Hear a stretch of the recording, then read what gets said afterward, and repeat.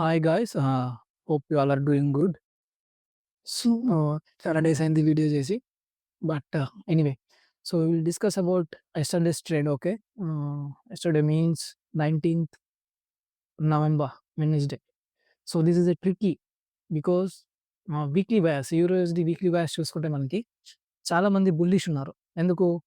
Weekly CRT right. ఇది CRT మీకు తెలుసుంటే ఇది క్యాండిల్ రేంజ్ లో, ఇది క్యాండిల్ రేంజ్ హై. సో అందరి బయాస్ ఇది.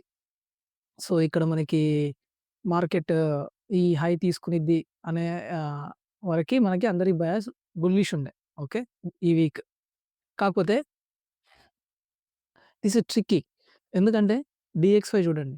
డీఎక్స్‌వై, డీఎక్స్‌వై కంప్లీట్‌గా అపోజిట్ ఉంది. ఇది సీఆర్‌టీయే. ఇది కూడా డైలీ సీఆర్‌టీయే. కాకపోతే 50% ఆల్రెడీ వీక్లీ సీఆర్‌టీ సారీ. ఇది కూడా వీక్లీ సీఆర్‌టీయే.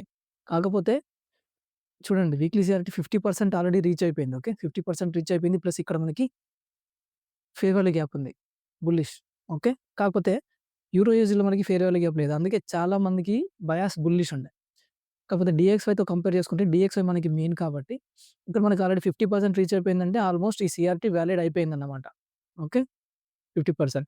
సో, ఇప్పుడు మనం ఒకవేళ ఐసీటీ పీడిఆర్ఎస్ చూసుకుంటే ఇక్కడ మనకి మన బయాస్ యాక్చువల్లీ డీఎక్స్‌వైలో బుల్లిష్. డీఎక్స్‌వైలో బుల్లిష్ అంటే యూరో యూఎస్‌డీలో బియరిష్. అందుకే చాలా మందికి అర్థం కాలేదు. బయాస్ నాకు గూడా అర్థం కాలేదు.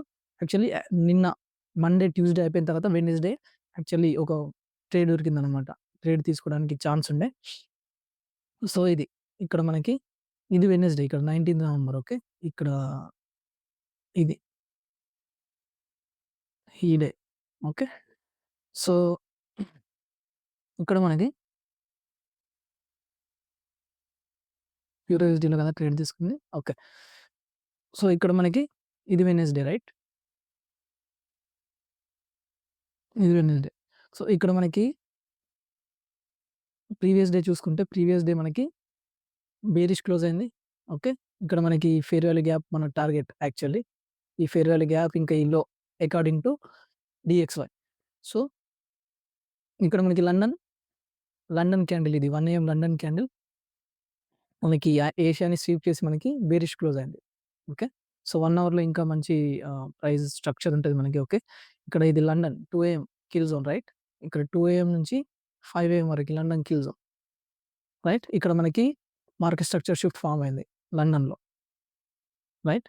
ప్లస్ ఇక్కడ న్యూయార్క్ మనకి లండన్ లంచ్ రిట్రేస్‌మెంట్ ఇచ్చి న్యూయార్క్‌లో మనకి ఇక్కడ మళ్ళీ ఇంకో స్వీప్ ఇచ్చి ప్రైస్ బేరిష్ క్లోజ్ అయింది ఇక్కడ. 15 మినిట్‌లో చూసుకుంటే క్లియర్‌గా కనబడింది. ఓకే. ఇది మనకి swing high right.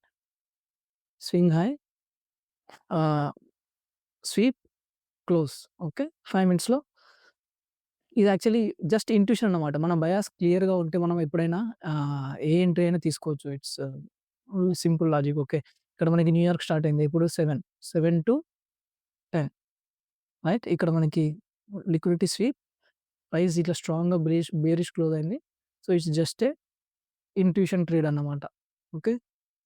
2 hour somewhere around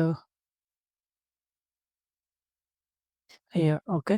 ఈ లండన్‌లోని మనం టార్గెట్ చేసాం. యాక్చువల్లీ మన ఓవరాల్ బయాస్ బేరిషే. ఇక్కడ వరకు మనం హోల్డ్ చేయొచ్చు according to DXY right.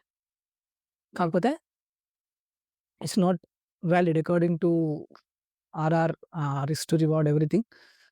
2 hour is valid for me. Okay. So, 2 hour ఇది మన ట్రేడ్. అండ్ ఇక్కడ మనకి ఈ స్వీప్ దగ్గర మనకి ఎస్ఎంటీ ఫార్మ్ అయింది.